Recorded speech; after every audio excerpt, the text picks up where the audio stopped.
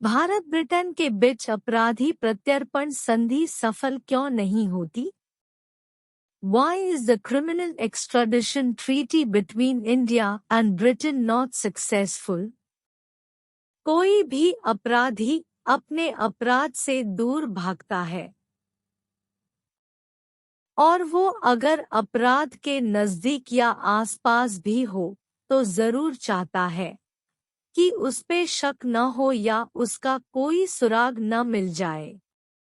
और अगर उस पे शक आ ही जाता है तो सजा से बचने की कोशिश भी जरूर करता है। हर अपराधी हमेशा चाहता है कि मैं कभी पकड़ा न जाऊं। पर पुलिस भी काफी हद तक कमाल का डिपार्टमेंट है। कोई अपराधी उनकी नजर से वैसे छूट नहीं सकता। तो फिर अपराधी को बचने के लिए भाग खड़ा होना पड़ता है। भारत में या बाकी इतर प्रकार के दुर्दांत अपराधियों के लिए ब्रिटेन या यूनाइटेड किंगडम स्वर्ग जैसा बन गया है। ब्रिटेन देश को इंग्लैंड और यूनाइटेड किंगडम इन नामों से भी पुकारा जाता है। सिर्फ भारत ही नहीं बल्कि दुनिया भर के कई देशों के अपराधियों को ब्रिटेन या इंग्लैंड में आसानी से शरण और सुरक्षा मिल जाती है। वहाँ ये अपराधी बिल्कुल शानो शौकत वाली जिंदगी बसर करते हैं। अपना नया बिजनेस व्यापार शुरू करते, व्यापार आगे बढ़ाते हैं। बड़े बड़े बंगले और आलीशान गाड़ियां खरीद लेते हैं। और एक बार ब्रिटेन में शरण ले चुके अपराधी को कानूनी कार्रवाई तहत भारत में लाना बेहद मुश्किल बन जाता है। भारत और ब्रिटेन में कानूनी व्यवस्था लगभग एक जैसी है। भारत और ब्रिटेन ने साल 1992 में अपराधी प्रत्यर्पण संधि या समझौते पर हस्ताक्षर किए हैं। हम उन कारणों को जानने की कोशिश करेंगे कि आखिर क्यों भारतीय अपराधी लंदन में शरण लेना पसंद करते हैं। भारत सरकार से कई अलग अलग मंच द्वारा इंग्लैंड में छिपे अपराधियों को वापस लाने की मांग उठाई जाती है। भारत ने ब्रिटेन को 57 भगोड़े अपराधियों की सूची सौंपी थी और ब्रिटेन ने भारत को 17 भगोड़ों की सूची सौंपी है। आंकड़े बताते हैं कि 2013 से आज तक 5,500 भारतीयों ने इंग्लैंड में शरण ली है। हालांकि उनमें से सभी क्रिमिनल्स नहीं हैं। भारत और ब्रिटेन ने 1992 में प्रत्यर्पण संधि पर हस्ताक्षर किए थे। ब्रिटेन ने भारत को अब तक केवल एक अपराधी का प्रत्यर्पण साल 2016 में किया है, जिसके बाद ब्रिटेन ने किसी भी भगोड़े को भारत को प्रत्यर्पित नहीं किया है। भारत अब तक 2 अपराधियों को ब्रिटेन को सौंप चुका है। अब प्रश्न यह उठता है कि ब्रिटिश सरकार भारतीय अपराधियों को किस प्रकार की सुविधाएं प्रदान करती है। 1. ब्रिटेन ने लगभग 200 वर्षों तक भारत पर राज या शासन किया है। 2. साल 1947 अंग्रेजों के जाने के बाद भी भारत में ब्रिटिश काल के कई कानून और परंपराएं हैं। 3. भारत के अपराधी ब्रिटेन में छुपते हैं क्योंकि भारत और ब्रिटेन की कानूनी व्यवस्था लगभग एक जैसी है। 4. भारत और ब्रिटेन में कई अच्छे वकील हैं जिन्हें भारतीय और ब्रिटिश कानून का अच्छा ज्ञान है, जो भारतीय अपराधियों के लिए एक अतिरिक्त लाभ है। 5. ब्रिटिश मानवाधिकार आयोग बहुत सख्त है और वे अपने देश में रहने वाले प्रत्येक व्यक्ति के हितों की रक्षा करता है। वहां पे छुपे भारतीय अपराधियों द्वारा मानवाधिकार का फायदा उठा लिया जाता है और इस सुरक्षा का दुरुपयोग किया जा रहा है। यदि ब्रिटिश अदालत को लगता है कि अपराधी प्रत्यर्पण के बाद किसी व्यक्ति को भारत में मौत की सजा दी जाएगी, यातना दी जाएगी या राजनीतिक कारणों से प्रत्यर्पित किया जा रहा है, तो वह भारत की प्रत्यर्पण प्रार्थना को खारिज कर देती है। कई भारतीय लंदन में रहते हैं, जिससे भगोड़े अपराधियों के लिए घर जैसा माहौल बनाता है। ब्रिटेन में भारतीय खाना भी आसानी से मिल जाता है। लंदन के कई इलाके तो छोटे भारतीय शहर जैसे बन गए हैं। भारत के बॉलीवुड के सितारे और कई बिजनेसमैन ब्रिटेन के लंदन शहर में अपना घर खरीद के रखते हैं और वहीं रहते हैं।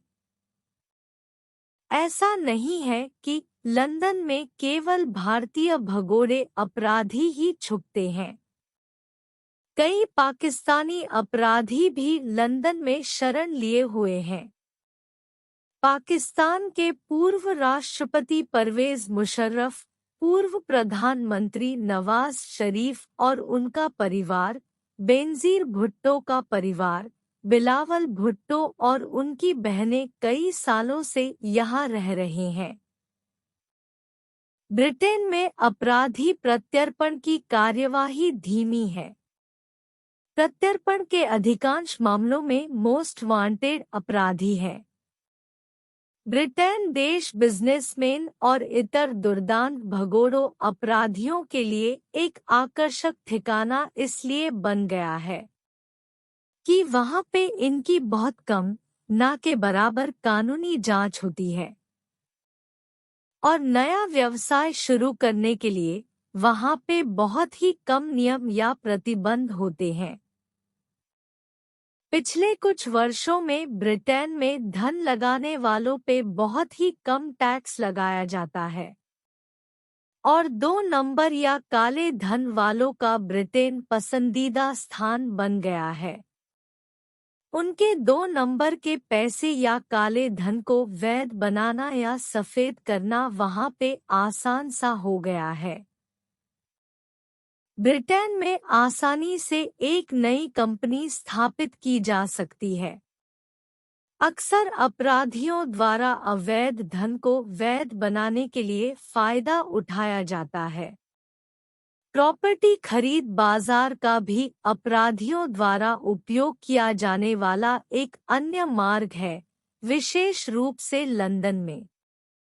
भगोड़े आर्थिक अपराधियों की बढ़ती संख्या से निपटने के लिए 2018 में संसद द्वारा भगोड़ा आर्थिक अपराधी अधिनियम पारित किया गया था, ताकि भारतीय अदालतों के अधिकार क्षेत्र से बाहर रहकर अभियोजन से बचने वाले अपराधियों की संपत्तियों और परिसंपत्तियों को जब्त करने की अनुमति दी जा सके। ब्रिटेन के यूरोपीय संघ से अलग होने और दोनों देशों में आपराधिक सहयोग बढ़ाने की नई राजनीतिक इच्छाशक्ति का मतलब यह हो सकता है कि मौजूदा प्रत्यर्पण स्थिति में सुधार करने का यह सही समय है। लेकिन ब्रिटेन में बहुसंख्या समर्थक हैं, जिन्होंने वास्तव में कॉरपोरेट यकर को पूरी तरह खत्म करने के लिए अभियान शुरू कर दिया है। उनका तर्क ये है कि इससे निवेश और नौकरियों को बढ़ावा मिलेगा, पर इससे अपराधी प्रत्यर्पण प्रक्रियाएं प्रभावित हो सकती हैं, जिससे आर्थिक अपराधियों को घर लाना और अधिक कठिन हो जाएगा। एक अपराधी ने ब्रिटेन कोर्ट को बताया था कि अगर उसे भारत प्रत्यर्पित किया गया तो वह आत्महत्या कर लेगा।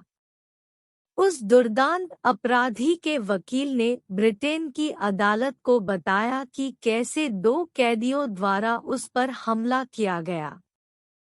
यह स्पष्ट है कि यह हाल ही में भारत में नए सिरे से मीडिया कवरेज के बाद एक लक्षित हमला किया गया था। वकील ने भारत सरकार पर ऐसी योजना बनाने का आरोप लगाया कि इससे अपराधी की छवि को पूरी तरह से धूमिल करने की कोशिश की गई और अपराधी की मेडिकल रिपोर्ट को आम बनाने का भी आरोप लगाया गया। ब्रिटेन से भारत के आरोपी प्रत्यर्पण में बाधा आती ही रहती है, क्योंकि या तो सामान्य अपराधी के प्रत्यर्पण की आवश्यकताओं को भारत द्वारा पूरा नहीं किया जाता है, या प्रक्रिया में ब्रिटेन की तरफ से बाधाओं या प्रतिबंध को सफलतापूर्वक लागू किया गया है। सभी मामलों में ब्रिटेन कोर्ट की डिफेंस टीमों ने भारतीय अधिकारियों पर विश्वास न होने के और अपराधियों से नफरती व्यवहार करने का आरोप लगाकर उन्हें बदनाम करने की कोशिश की है। ब्रिटेन के वकील ने यह भी तर्क दिया कि भारत में मुंबई की आर्थर रोड जेल में स्थिति बहुत ही खराब है और वहां पे अपराधियों के साथ अमानवीय और अपमानजनक व्यवहार किया जाता है। दूसरे एक अपराधी के प्रत्यर्पण की केस में दिल्ली के तिहाड़ जेल की स्थितियां भयावह होने की बात कही गई और कहा गया कि वहां अपराधी को हिरासत में रखना मानवाधिकारों का उल्लंघन होगा। ब्रिटेन से भारत में अपराधियों के प्रत्यर्पण को सुनिश्चित करने के लिए भारत के जेलों की स्थिति और समय पर कागजी कार्रवाई कराए जाना बेहद महत्वपूर्ण है।